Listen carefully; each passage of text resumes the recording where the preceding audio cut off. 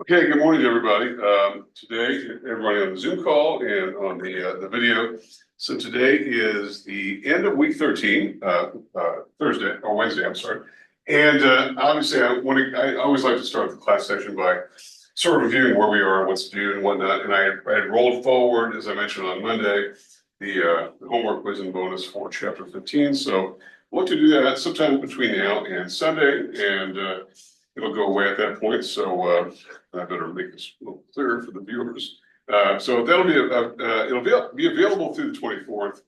And if anyone has any questions about any of these, the problems and exercises, let me know. I'm more than glad to answer any questions. What I'm going to do today is I'm going to first sort of finish up just a little bit of fragment that we did not get to on Monday, and that was talking a bit about budget process, and this is probably a pretty good segue into where we're kind of going from here, and that's the idea of, and because we only have one more chapter left in the text. That's the module dealing with standard costing, and what I think is really probably the main event there is the whole issue of variance, and the idea that we remember the budgeting process is a forward-looking kind of thing, and this differs from what we study in Principles 1, where we're doing balance sheet, income statement, all these other statements, and they're looking backwards. They're historical documents.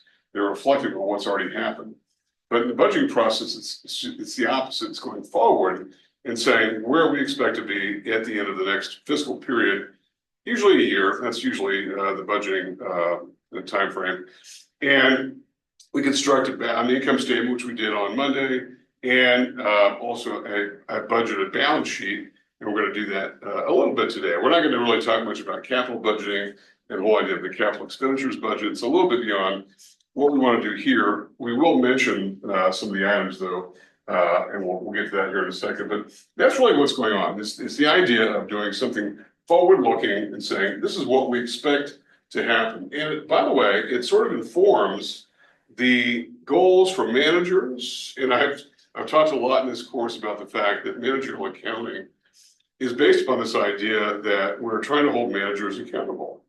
And I think a lot of people who have never worked in management before, but have worked under managers, have had maybe this notion in their heads, and it's probably realistically arrived at, that managers are unaccountable. They're they come and they go. They work 30 hours a week sometimes. Maybe they work 70 hours a week sometimes, but they kind of do what they want, put their feet up, and that's not really true. In reality, well, if it's a well-managed firm, it's not true, I should say. That in reality, managers are held accountable, but they're held accountable for things like performance, sales, and cost control, those kinds of things. And so their work is a little bit different. So we really can't compare the work of managers with non-managers. And so this is what makes the difference. And so for anybody pursuing a business degree, this is something to kind of get locked in early on, is that managers are held to a different standard. They're compensated more, and I know that some people view this as being an unfair situation because they're paid more, as we all know, and sometimes they are putting their feet up and whatnot, but they are accountable and in a well-run business. And so this is where we're sort of going in the next segment, and that's really the very last part of this course, which sort of wraps up the discussion of managerial accounting. And that, for those of you who took Principles 1, as we wind up Principles 2, you will have, many of you who are going to be business majors, this will be the last accounting course you'll ever take. And for those of you who want to study more accounting, we have more on hand for you. We have lots more on hand if you want to do it. But for the most part, this is really sort of the end of the road for most business majors, and that's perfectly suitable. Really, it really is. Let the accountants do what they do, and for those who want to go into other areas like production, finance, production or operations or whatever, it's a different sort of thing. Okay. All right. So any questions before we get started here? I'm going to look in the chat box and see if I see anything, and I do not. So let me go ahead and get started. So this is where we left off on Monday. At least I believe we left off. We had just covered the formation of the budgeted, went too far. The budgeted income statement, which looks something, that was the cash budget. We did the income statement. I can find it here. And that's the Soriano example. The Hayes Company, this was their budget income statement, where we took all the factors that we had, all the things we had preceding that in order to arrive at these projected figures: sales, 900,000, cost of goods sold, gross profit, and all these encapsulated within cost of goods sold were the direct labor, direct materials, direct labor, manufacturing overhead, limited selling administrative expenses. And I want to refer back to one thing. I think I said this before, but I think this is for this particular portion of the class. I really think this thing right here is your North Star, it's your guiding light, just to kind of show you and orient you as to what the flow of the work really is. And we've said before that the first budget created is the sales budget. Sales or revenue budget, sales and revenue being the same thing. That is, what do we expect to bring in from the demand side? And I know that sometimes we look at these little blocks and think, okay, it's just one small piece, but there's a lot going on here. And as I mentioned earlier on, I think last week, and sometimes if it's a bigger firm in a very competitive industry, sometimes economists are required in order to sort of tease out what are the factors that are going to impact, for good or for ill, the prospects of sales in the coming period for the industry as a whole, and then for our firm in particular. So that's where we start. And then we get to the production budget, which is typically devoid of dollars. It's mostly in numbers. It's how much we need to produce.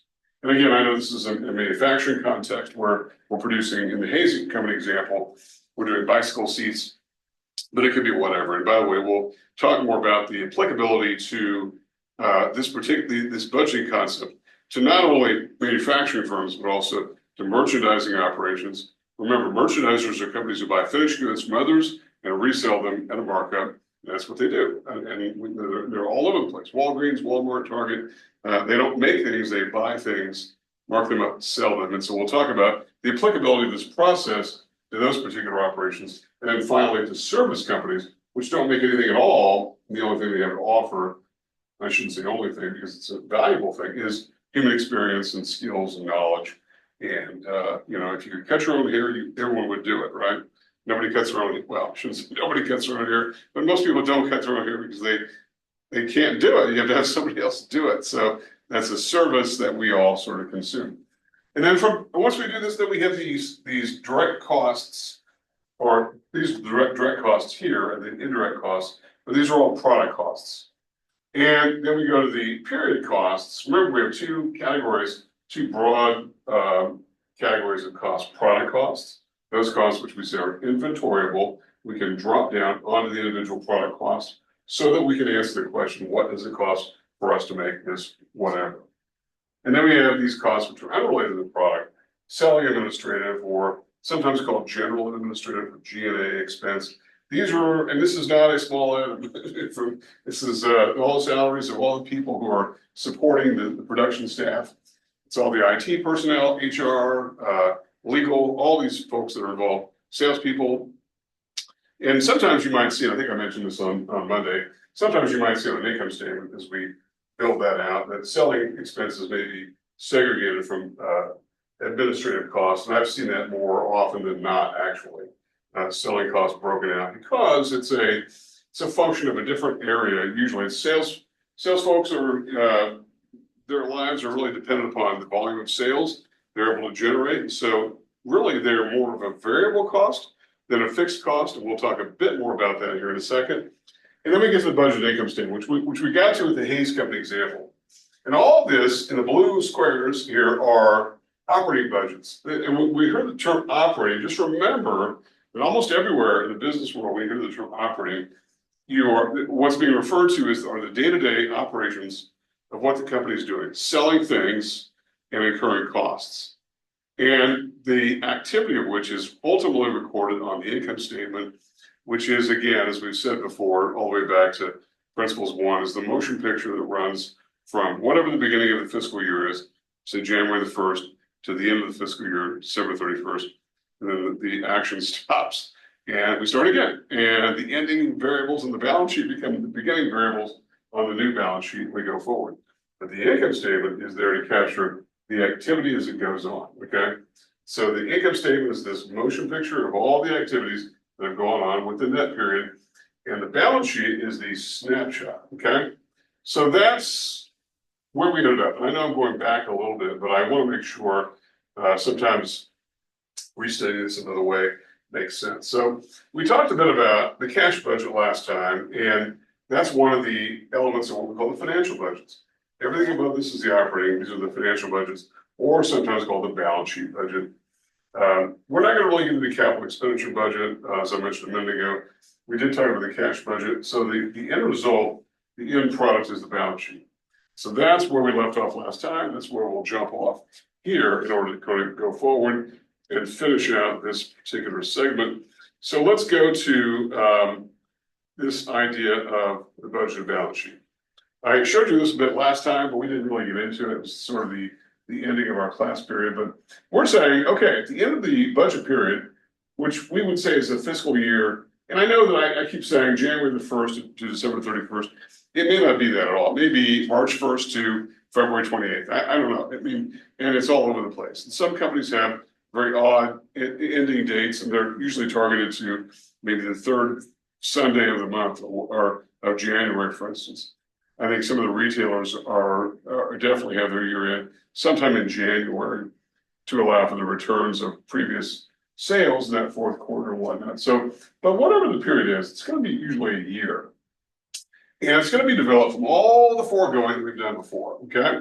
And so in this case, we're going to be given some information. This is just sort of given because up to this point, we've really mostly studied the sales budget, the production budget, the product costs, selling administrative, but we haven't really gotten to the items that are important in terms of the balance sheet. So buildings and equipment, we're going to say is 182 is the book value, accumulated depreciation. Remember, this is the asset value. Any depreciable assets subject to depreciation, the accumulated depreciation is reported as a contra asset. This is actually a negative figure. Common stock 225. That's the equity account, and retained earnings of 4640. Those are both owners' equity accounts or shareholders' equity accounts. And so, some other assumptions we're going to make here is that the ending cash was going to be 37,900. Shown in the cash budget. So we could refer back to the cash budget and where we got that. And I'll do that. So remember, the cash budget ended from last time with total collections of all this. And it basically allowed us to arrive at some sort of ending cash budget, which turned out to be 37,900. Okay, and then some other assumptions were accounts receivable. And remember, we haven't really gotten into receivables and payables yet, but we're going to here because we're building the balance sheet. So we're saying 40% of the fourth quarter sales, which were 270, shown the expected collections from customers. Okay, so this comes really back to the cash budget where we're saying, okay, what? So 270,000 were the sales in the fourth quarter, okay? And of this, some of we collected in that current quarter, 162,000. Some of we also collected from the carryover from the third quarter, because remember, we don't collect all the receivables from the sales generated in that quarter, some of them are collected in later quarters. But that's where we're getting that particular figure. And so that's the element of accounts receivable, 270,000. And the finished goods inventory, desired, whatever the desired inventory is, which is 1,000 units. And remember, we say desired because what does that mean, desired? It means that we have to have something in inventory, theoretically, in order to be able to sell it in the next accounting period. We can't sell what we don't have. And so it's oftentimes a good practice to have some ending inventory on hand so that it becomes the beginning inventory in the next accounting period. And I know there are all kinds of debates about, having zero inventory and all that, because inventory costs money, and I get that. But nonetheless, ideally, I can't think of any firm that does not have some finished goods that they carry over in order to be saleable in the next accounting period. So it's the production of 1,000 units times the unit cost of 44. So that's part of inventory. That will be part of the balance sheet that we're going to be building out. Also, raw materials is another element. So we have finished goods, which are here. Remember, finished goods are not the only part of the equation. We have raw materials going on here, and so raw materials are not yet converted to the inventory, the final goods available for sale. So 1,020 pounds times the cost per pound of $4. That was given back in the direct materials budget, and I really, just in the interest of time, I don't want to go flipping all the way through, but you've got all that information available. So remember, we said that the cost, it was sort of given, it was estimated at being $4 per pound of whatever these raw materials are in this example. Okay. Buildings and equipment, which we just talked about, 182, and we're going to buy a truck for 10,000. Remember, we talked about in the cash budget where I think it was the second quarter we decided to buy a truck, and it was going to be $10,000 that we were going to have to expend for that. So we expend the cash. It's reflected in the cash budget, but it's also now reflected on the income statement, on the balance sheet, because it's going to be depreciable over time. It's an asset. Okay, and accumulated depreciation, 182 minus the 28.8. Let me see what's going to balance 28.8 plus 15.2 depreciation shown in manufacturing overhead. So remember, this is really interesting here, and I think I mentioned this a bit last time when we talked about the idea of what goes into manufacturing overhead, depreciation and salaries, for instance, that definitely do go into manufacturing overhead versus those which do not go into it. And the key determining factor here is whether or not it's related to product cost. Okay, so we're saying that these are not related to product cost because those costs are reflected in inventory first and then in cost of goods sold later. In this case, we're talking about assets which are depreciable. These are things which are not, so we could sometimes call them fixed assets because they're not going anywhere.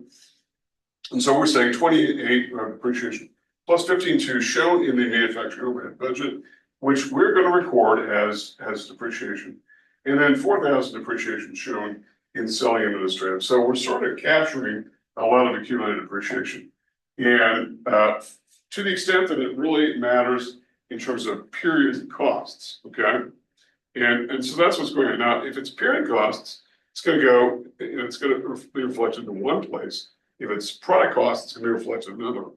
Product costs are ultimately going to be reflected in cost of goods sold. Okay. Some other assumptions: accounts payable, half of the fourth quarter purchases of 37,200, and those are the expected payments for direct materials. We can go back here and go all the way back to the direct materials budget here, which is this, and say, okay, in the first quarter we have 25,200, right? And what we're saying now is that in building the balance sheet, that half of those for the fourth quarter, let me see here, accounts payable, fourth quarter purchases. Oh wait, I'm sorry, I had put you the wrong slide.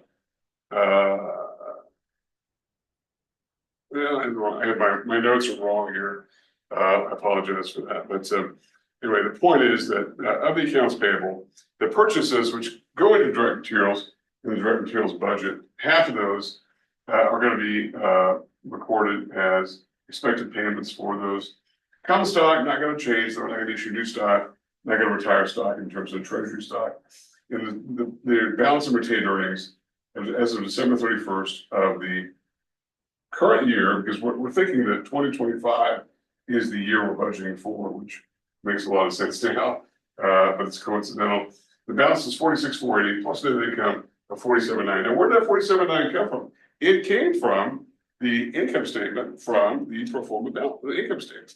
So retained earnings, remember, are those earnings which are not distributed to shareholders, which are not taxed, and instead the company just simply holds on to them and it becomes part of the capital base of the company. And so in this case, we will build out retained earnings, 46,480 plus 47,900, which is our expected next year's net income. We're trying to work our way to next year's balance sheet. So it's going to be inclusive of the income that we're going to earn. In other words, we're going to do what we call capitalizing earnings. So here's the balance sheet. So let's see what it looks like here.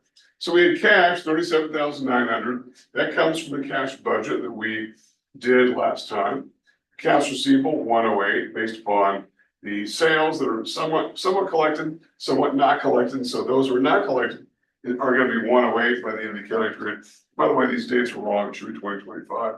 I think I didn't notice that until yesterday. Finished goods, 44,000. Raw materials, both of which are inventory accounts. So we have current assets. And we go back to the property, plant, and equipment, 192 in assets. Remember, it's 182 for buildings, but we bought a new truck for 10,000. So it's 192. And we pick up accumulated depreciation of 48,000. That's a contra asset, as you might recall. And we have to include that going forward. Okay. So we have 337,980, and then liabilities from there. And again, the only liabilities are accounts payable from purchases essentially. And then we have common stock retained earnings. Retained earnings again includes not just the original 47,000, but the 47,900 from this end of the new year.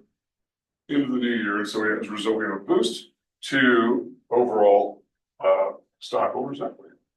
And together, both sides balance. 337,980 are balancing in both cases. Okay. All right. So that's any questions about how we got to that? And again, one of the things, and I know I did this on Monday, and I know it sort of drives students crazy because I'm sort of flipping back and forth. But this is really the process of budgeting, is referring back to what's been done previously in terms of the forecasting and budgeting. And all these budgets fold together to make one big master budget. The master budget is simply the aggregation, the collection of all the budgets for sales, production, costs, and all the items that are going to affect the balance sheet, like any acquisition of new assets, retirement of assets, any stock issues, all those kind of things. So there's actually a lot going on here. And so when we talk about the master budget, we're really talking about all the things which are going on, which are projected.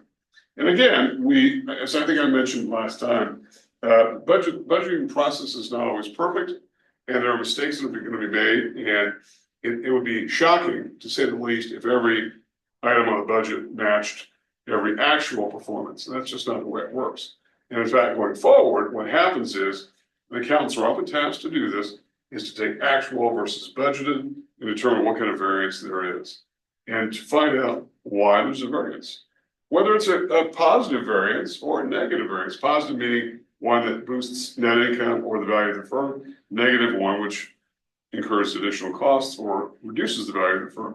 Whether it's positive or negative, the answer should be addressed as to why we have the variance. And again, I go back to this idea that managerial accounting is really intended for managers to assess performance, and that these are questions they can ask, especially top management. Why do we have this variance? Even if it's good news, sometimes you have to ask the question, why? And maybe you want to do more of what you're doing, or are all these numbers real? I mean, I think that's sometimes another issue altogether. Okay. All right. The final bit here on this chapter is talking about non-manufacturing companies. Okay. And there are really two different breakdowns here. One is merchandising companies, which we'll talk about. Remember, merchandisers are these companies that don't make things, they buy finished goods and resell them. And in this case, a lot of the same concepts apply. They really do. I mean, budgeting is not at all specific to manufacturing. It just isn't. So in this case, in merchandisers, we start with the sales budget. Nothing different there. We've already talked about the sales budget as being the beginning point. And instead of using a production budget, right, we're using a purchases budget. And why? Because purchases are analogous to production in the merchandising operations. And so we're not making things, we're buying things.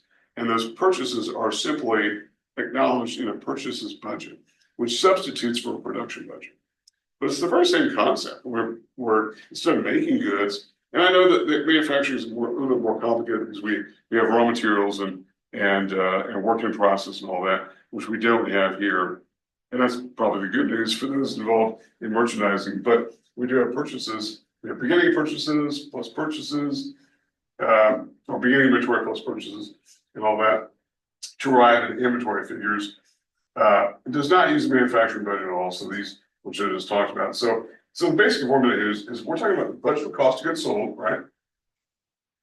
And we are talking about cost of goods sold because these are physical items of inventory. even though they're not manufactured by this particular company, they are items of inventory. So we start with the budgeted cost of goods sold, which goes back to the income statement, the budget income statement, plus the desired ending merchandise inventory, which goes to the balance sheet, right? Which gives us total goods, right? Minus what was the beginning.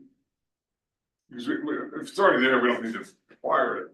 And that tells us what we need to purchase throughout the year, okay? So that's really what's going on there. So what do we have here?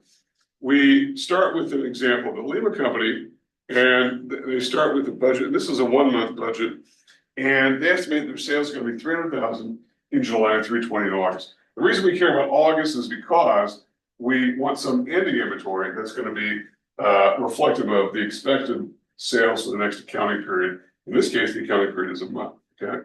So they expect to do 300,000 sales. Cost of goods sold is 70% of sales, which is why we get cost of goods sold being 210.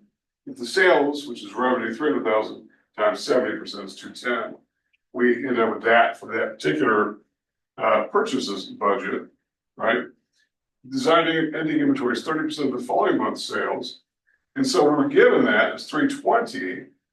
And so in this case, it's going to be let me see, sales will be 320 in August. And so I think this is wrong here, actually. It should be 320 times that.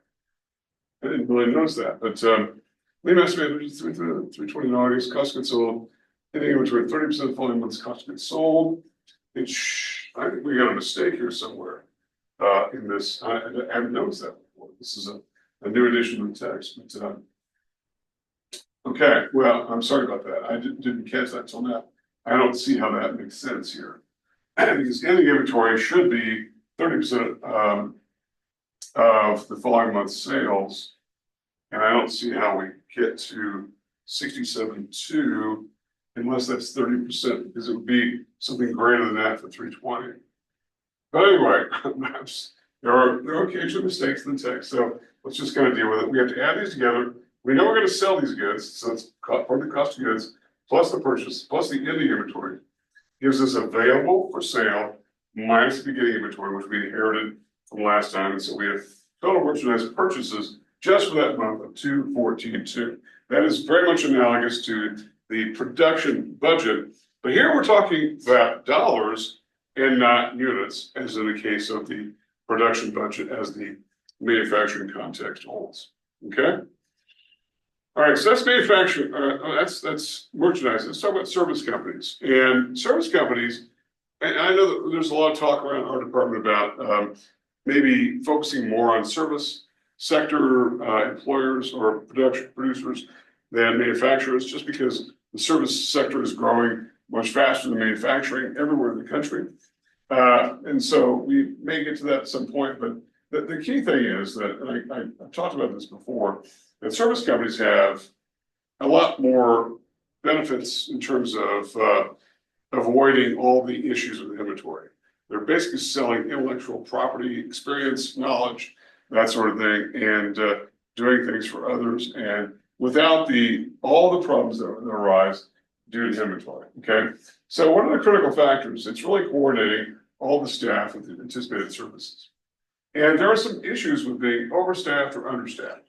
And that is, if we have an overstaffed situation, and we would know it because people don't have enough to do, and there's slack in the overall labor force, people aren't busy enough, and it basically reduces profits, no question about it, because we got people who are not doing enough, right?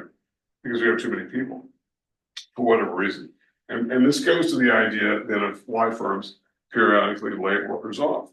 Even in the best of times, even in the best of economic times, even in the best of fiscal times for individual companies, they will lay workers off simply because they have too many people, particularly in certain areas where maybe the areas that these people are employed in are not growing and they're going to be phased out ultimately.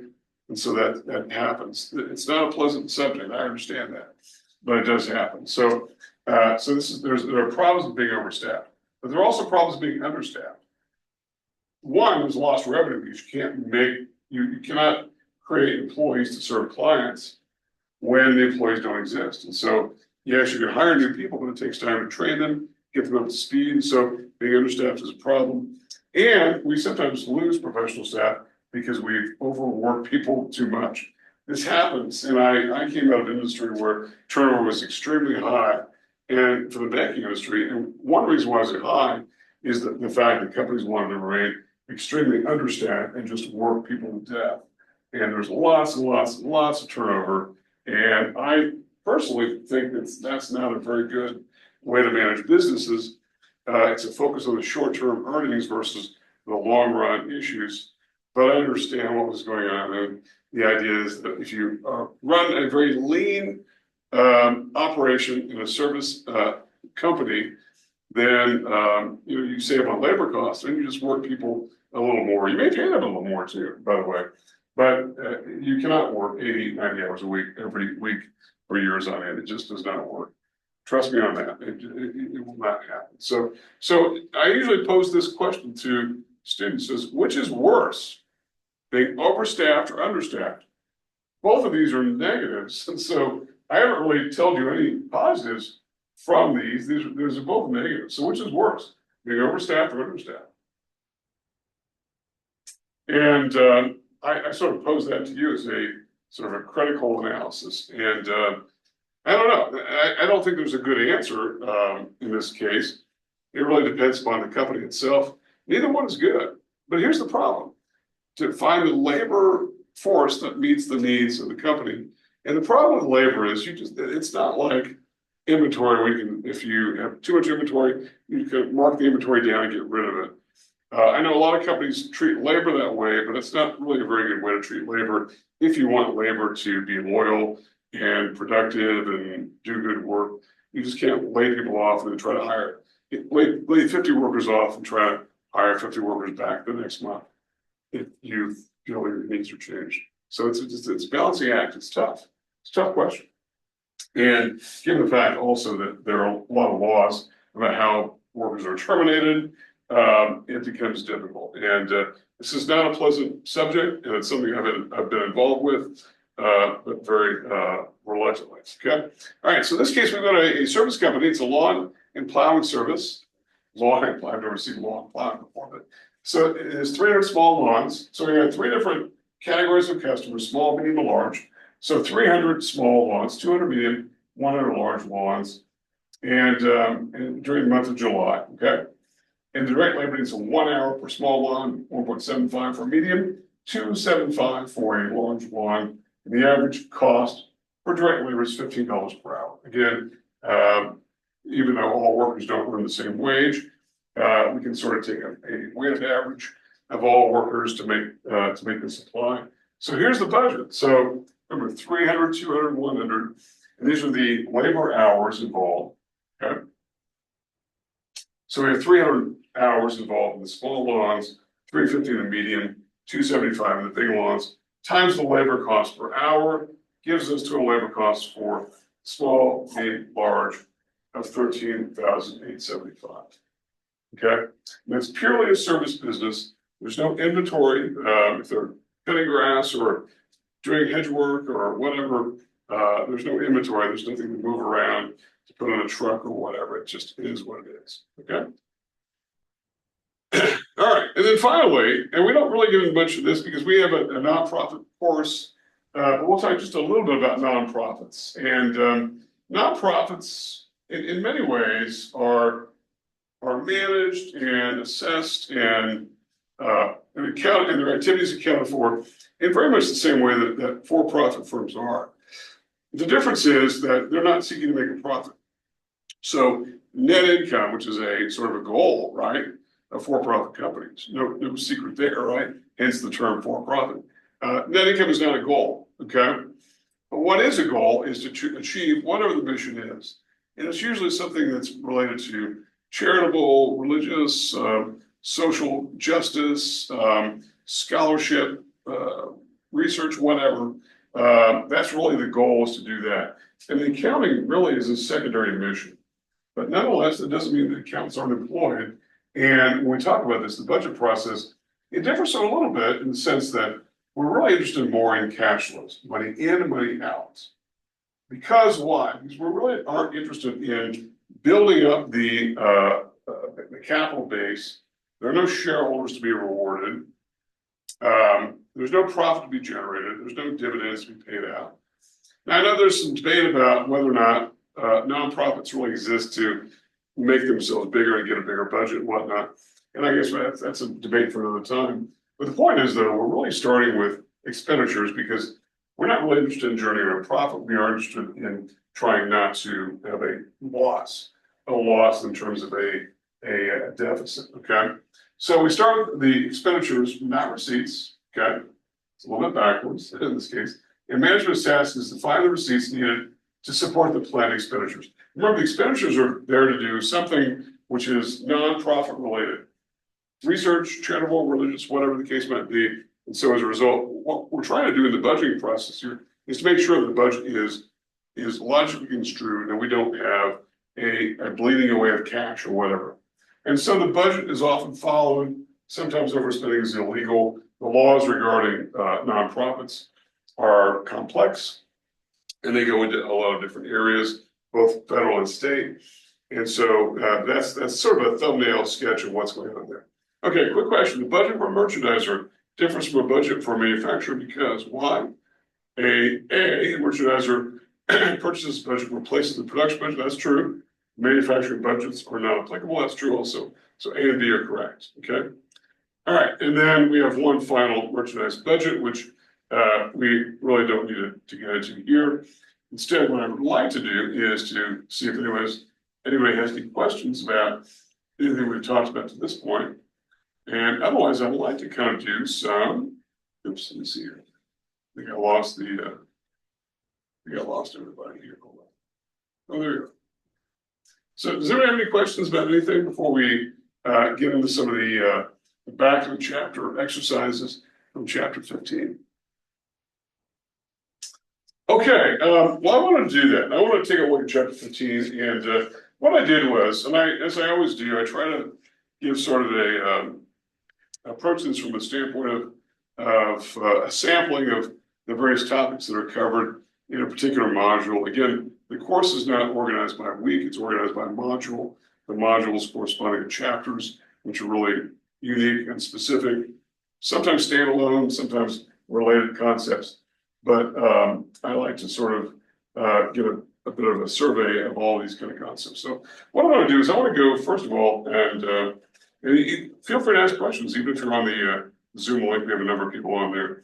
I want to go to the brief exercises.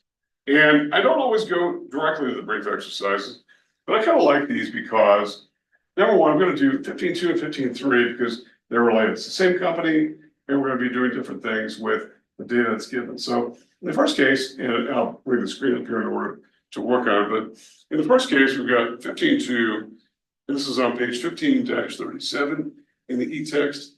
Page company estimates unit sales will be 10,000 in the first quarter, 14,000 in the second quarter, 15,000 in the third quarter, and 18,000 in the fourth quarter, using a unit selling price of $70. Okay, and we're assuming that's going to be a fixed sales price throughout the entire accounting period.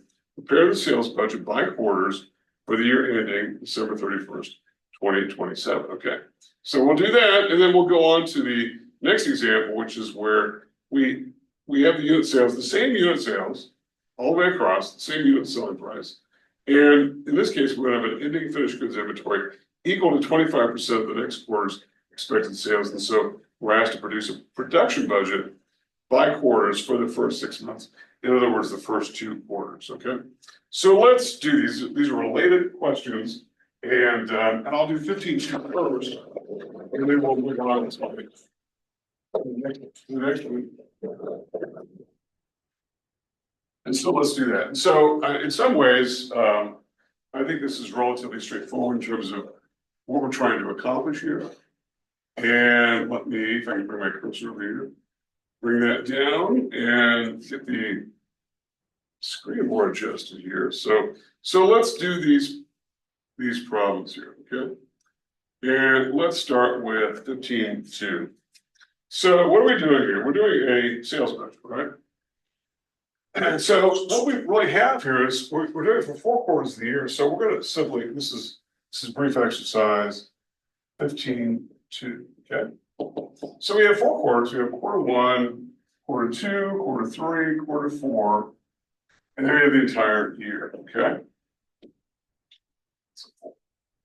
And all we're doing here is a sales budget, much of which we're given. And the expected sales, and these are units, right? These are units at this point.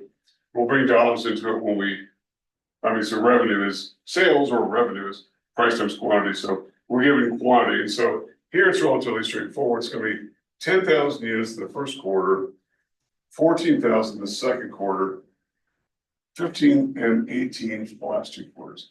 And I like this because it doesn't assume that sales are going to be uniform and level throughout that fiscal period. It just doesn't really happen. There's lots and lots of seasonality that tends to happen for all kinds of different reasons. You know, some are more extreme than others. Things like ski resorts are not going to have much in the way of sales in July or August, right?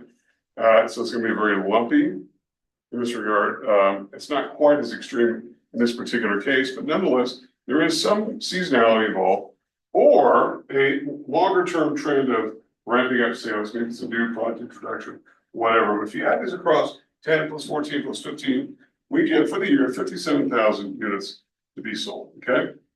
And then what do we have here? We have the selling price, right? So the sales price per unit then is $70, right?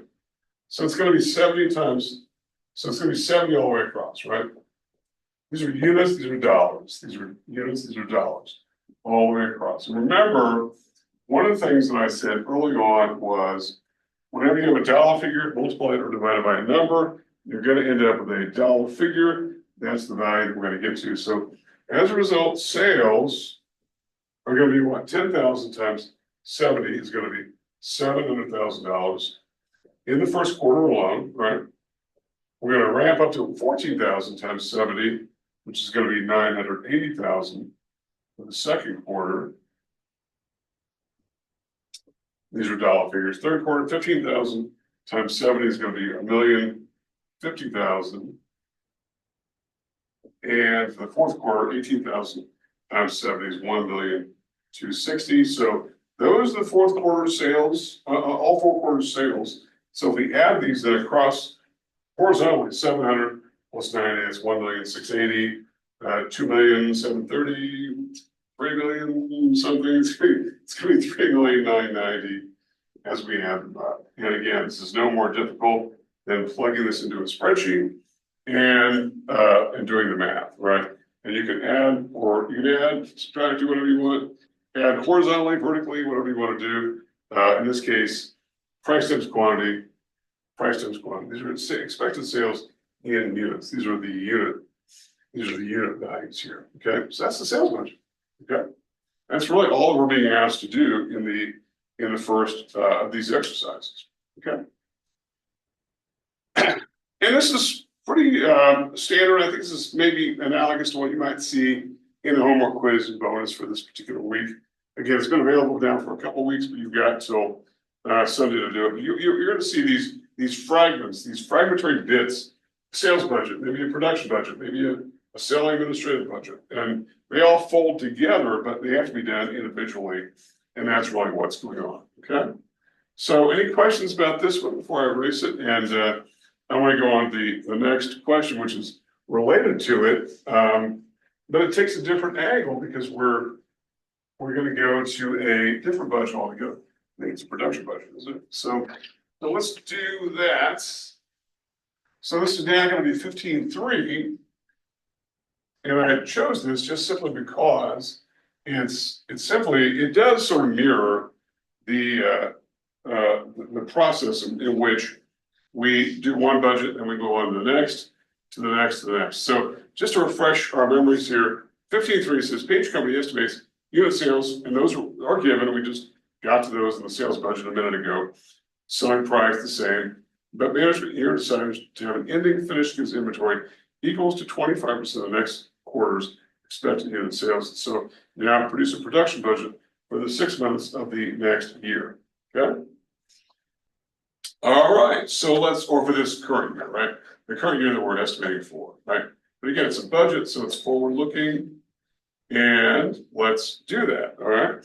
So this is going to be a production budget, and we're only looking at 2 quarters here, right? So that's all we're really asking about is Q1, and Q2. And so the total is going to be just a 6-month total here. And what do we have here? We have expected sales, and these are expected sales in terms of units, which we are simply going to copy over from last time. But we're only going to do 2 of these just in order to sort of give you a feel for the idea of the beginning value of one quarter is the ending value of another quarter, but they're related in the sense of anticipation of what's needed. So the 14,000, this is given in the prior problem as well as this one. So as a result, that's what we got expected sales. But we need to add here, we're doing a production budget, okay? These are units, all these are units. We're going to add here the expected ending finished goods. Okay? And so what are we doing here? Okay. What was the policy here? We said it's 25% of next quarter's expected sales. So in the fourth quarter, we're expecting 14,000 units to be sold. So what is 25% of that? It is 3,500. Okay. So we have to add that, right? And then we're also given that the next quarter after this is Q2, is going to be Q3, which we're only doing the budget for the first 2 quarters. It's going to be 25% of that, which is expected to be 15,000 units. Remember, that goes back to all the information given. So 15,000 units times 25% is going to give us 3,750. These are all units, okay? These are all units. These are not dollar figures. Remember, the production budget, particularly in the manufacturing context, does not include dollars, right? So we're going to have a subtotal here, right? And the subtotal is going to be required units. So 10,000 plus 3,500 is 13,500. Here, 14,000 plus 3,750 is 17,750. And now we need to take out what is the beginning. So remember, why do we take these out? We take these out because we don't need to produce them. This is a production budget. We don't need to produce what's already been made. So we're linking this back up to sales, but we can sell things that are already made or things we need to make. So in this case, we're going to subtract the finished goods, which are already there. In this case, we have 2,500 units for the first quarter that's already been made. In the second quarter, it's 3,500 units. And so as a result, what do we have here? We simply subtract this, or this from this, and this from this. 13,500 minus 2,500 is 11,000 units. And 17,750 minus 3,500 is 14,250 units. So together, this plus this equals the total, which is going to be 25,250 units. Okay, not a dollar figure, just units of production. In order to meet expected sales, and remember, what's going on with the production budget is it kind of looks forward and anticipates the idea that we have to have some ending inventory available to meet the needs of the next quarter. As a quarter ends, March 31st ends the first quarter, there's still going to be sales needed in April 1st in the second quarter, and so we have to have goods available or we can't meet those goods, and so we have to have some ending finished goods to be available for them. And so we add these together with what's being what the sales are, and we take away what's beginning because it's already there. And so as a result, this is the quantifiable units of production for this particular enterprise. Okay. All right. Any questions about that before we move on to a different scenario altogether? I know this is kind of strange because we have the light showing here, but I have to have the light going because we can't film otherwise. But I want to do a couple, maybe 2 or 3 more because we have some time here, and I wanted to stay in the brief exercises, and I want to go to 15.4, and it's going to be on page 15-37 in the e-text, and it's just right down below the ones we've done before. And I'll read this briefly. And I know obviously you've got access to the text, but I'll just read it here. Orion Company has 2,000 pounds of raw materials in its December 31st, 2026 ending inventory. Required production for January, February for the next year are 4,000 and 5,000 units respectively. 2 pounds are needed for each unit. So 2,000 pounds of raw materials, but there are 2 pounds for each unit of finished goods. And the estimated cost per pound is $6, not the sales price, but the cost. Management desires an ending inventory equal to 25% of next month's materials due to the direct materials budget for January. Okay, so we're just talking about 1 month here, all right? In this direct materials budget. Again, I'm trying to do sort of a sampling of various kind of scenarios that we'll be looking at here. And so let's do a budget for direct materials. Remember, direct materials are simply those items, physical items that are used to make some finished good in a manufacturing context. We don't know what they're making. We don't even know what these raw materials are. I guess it really doesn't make any difference. So all we're trying to do is to find out, a direct materials budget is a cost budget, right? Unlike a production budget, this is definitely a cost budget. We want to find out what it costs us because direct materials, again, as we've said before, is an element of product cost. So let's do this. So we're just doing 1 month of budget. We could do 12 months, which is what we do in real life, but we're just going to be asked to do 1. So in this case, we're going to talk about produced units. And we're going to start with that value there, and we're given that as 4,000. And remember, we're trying to find out what it costs to make these 4,000 units for this month of January, right? And in this case, we know that we have input units, and we said that 2 of these units, 2 pounds are going to be produced. So the direct materials is expressed in pounds per unit, is 2 pounds per unit. So times 2, okay, which is going to give us 8,000 units of input. So this is total pounds required, right? This is the way that we're measuring the inputs that we're going to need to produce the outputs. And this is just simply given in the case. It requires 2 pounds to make 1 unit of output. And so we're going to need 2 pounds per unit, or 8,000 altogether, okay? Plus, we're going to build in some ending inventory. So we're going to add this, and we're going to say this is the expected ending inventory, because remember, direct materials are an inventory account. And we need some ending inventory in order to be able to satisfy the demand for those particular inventory units in the next quarter. So as a result, what are we saying here? That said that there will be 5,000 units sold or produced in the next quarter, right? 4,000 the first quarter, 5,000 the next. That's given in the case, and we want to have 25% of that on hand. So what is 25% of 5,000? It's all right, times two is going to be 2,500. Okay. So these are output units. So 5,000 units times 2 is 10,000. And I'll do the math here. It's 5,000 units times 2 times 25%. Okay. Equals 2,500. Remember, this is given as the expected production in that next month, and then times 2 units, or in this case, 2 pounds, and 25% of those gives us 2,500. So as a result, what do we have? We add these 2 together, we have 10,500, and these are required materials. Okay, these are total materials, direct materials that are required. And now we need to take out the beginning direct materials. Okay, beginning direct materials, and here we have to work backwards a little bit because remember, all right, if 25% is the amount we have to carry over from one period to the next, in this case we're talking about months, and we're doing 4,000 this month, it must mean that in the month prior we set aside 25% times 2 in order to meet that requirement. So in this case, what we have here is 4,000 units, which is the current amount of production this quarter, times the 2 pounds, times 25%.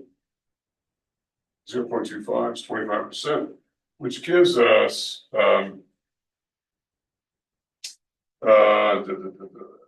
2,000, right?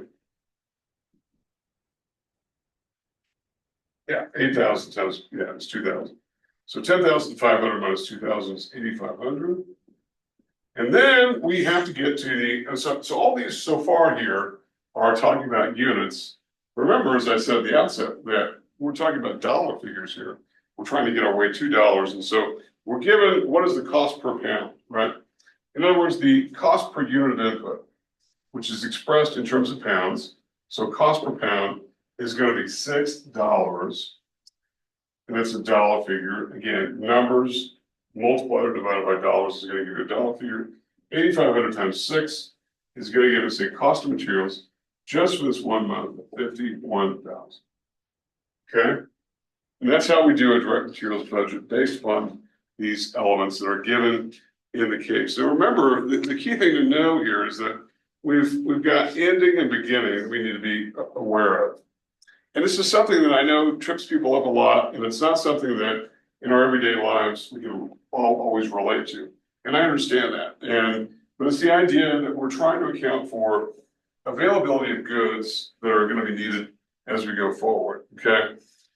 And we're always going to have some expected ending inventory we have to build up for and account for to carry over to the next accounting period. But we're also carrying things over from the last accounting period. And because they've already been produced, we don't need to produce them or acquire them for indirect materials because they're already there. And so it kind of goes back to what we call the periodic inventory system, where we arrive at the cost of something by taking the beginning inventory plus purchases or manufactured goods, then minus what's already on hand gives us the cost of those. And so as a result, 51,000 is the total cost of the direct materials. Okay. All right, so any questions about anything we have talked about so far here? All right, that was 15.4, and this is total cost, right? Cost of materials, cost of DM, cost of direct materials. All right, so again, that goes back to this idea of the periodic inventory system. Just real briefly, let me just kind of, because I think it's important. I know that we covered it in Principles 1, but it's not like something you deal with every day. It's always this idea that we start with some sort of beginning inventory, and we add purchases, right? And we get goods available for sale, and we take ending inventory, and that gives us the cost. And it's cost of goods sold or cost, right? Key factor here is cost. And it's the idea that we simply have to pick up new acquisitions that gives us total goods, but take out what's already been inherited. What's already been inherited is already here, and the inventory we have to take out in order to get to cost. It's the same, really, it's the same methodology. It's really the same process, okay? All right, so let's see, we got about, what time is it? We have about 13 minutes. I think we do at least one more, hopefully. And this is, I think, a relatively straightforward one dealing with overhead, okay? And we've talked a lot about overhead so far. First of all, does anybody have any questions about this last one before I erase this? I know we have a number of people on the live call. And let me see if anybody has any questions. I don't see anything in the chat box. So let's go to overhead. Again, as I mentioned a second ago, we've talked a lot about overhead in this course and what we do with it and some of the unique issues that are applicable to it, because there's indirect costs for the most part, and we have to find a way to absorb them into product cost. And there are different ways of doing it. We talked about this traditional method simply uses some sort of driver like labor hours. And we get into, in Appendix F, some alternative methods in activity-based costing, which takes into account different activities that might be proportionally related to the incurrence of overhead. So we've done that. I think in this case, we're really interested more in separating variable from fixed, which now sort of ties together overhead with this idea of separating costs in terms of behavior. Now remember, this is not a contradiction at all of anything we've talked about, because I said a few minutes ago that and I've said many times before, that we have two categories of costs: product costs, those which are absorbed into the product itself, and period costs, which are more costs of support areas. But we also got, but those are costs in terms of categorization. Cost in terms of behavior are those related to variable and fixed, which could be period costs or product costs. And all we're really trying to do here is try to absorb those which are overhead costs, which are variable, and those which are fixed. Okay, but they're overhead costs, they're indirect costs.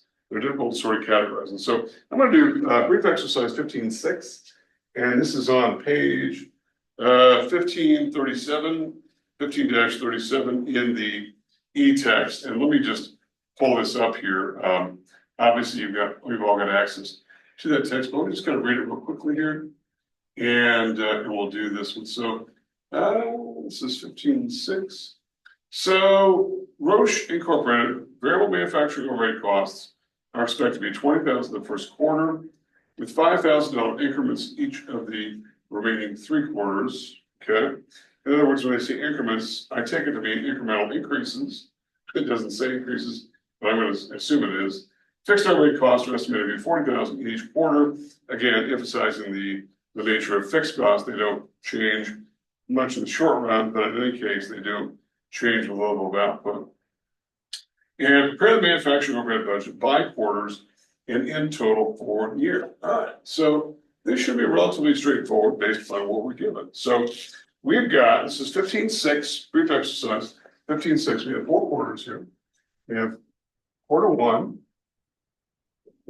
Q1, we have Q2, Q3, and Q4, and then we have the year itself, okay? All right, so what do we have here? We're simply, this is relatively straightforward, I think. All we're going to do is we're going to separate out variable costs and fixed costs. That's all we're really doing here. So in this case, we're saying variable costs are going to be related to what? Okay, let's go back to the question, find out what it is they're wanting us to do, okay? So in this case, yeah, they're saying that it's going to be $20,000 the first quarter with 5,000 increments. These are variable costs, and I take them to mean incremental increases. And so if we start with 20,000 of variable costs, these are dollar figures, costs are always dollar figures, and it's going to go up by 5,000 every quarter. It's going to go to 25,000, to 30,000, to 35,000, okay? 35,000. And if you simply add these to the annual figures, we have 20 plus 25 is 45, 75. All right, handwriting's not great today. 20 plus 25, 45, 75, 110. So 110,000 for variable costs. And the fixed cost is easy peasy because it's the same all the way across, right?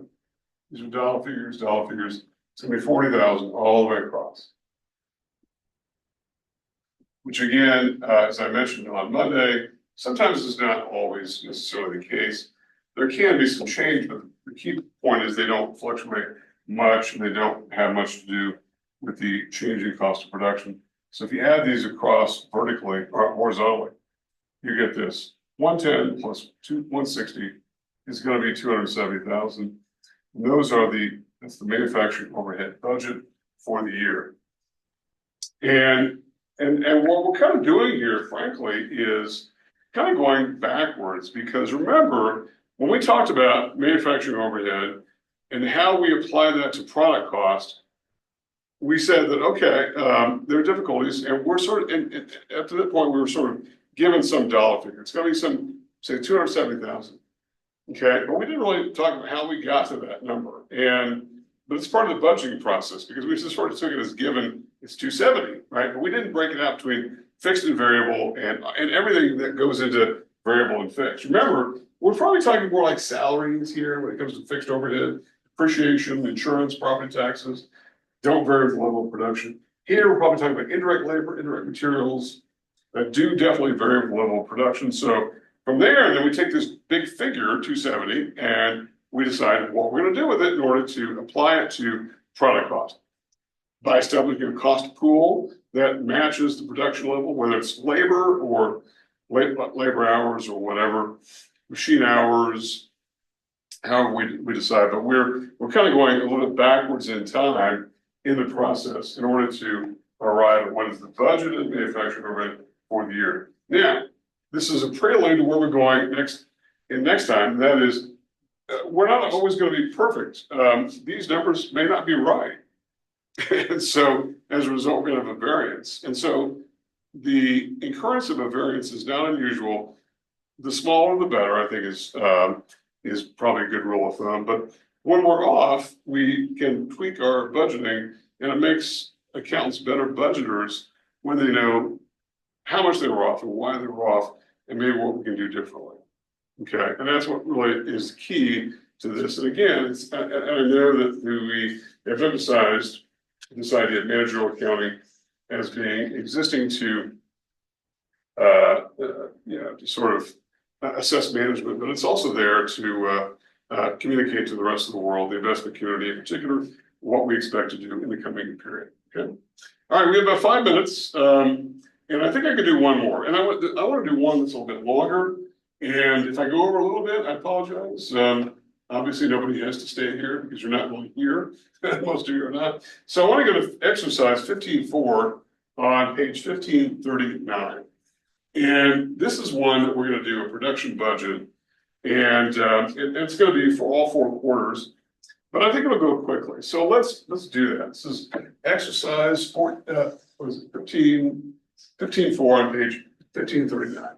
So I'll read the question briefly, and hopefully I'll be able to get most of the way done. But I did want to sort of, I really wanted it to kind of get to a good mix of what we're looking at as you approach the problem. So this is exercise 15.4, page 1539. So let me read the question real quickly. Turnkey, or Turney, I always want to say turnkey.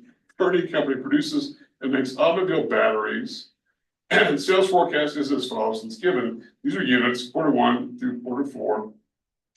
The January 1st inventory is 2,000 units. So that would be beginning inventory, right? That's beginning inventory, and and then management desires ending inventory each quarter equal to 40% of next quarter's sales.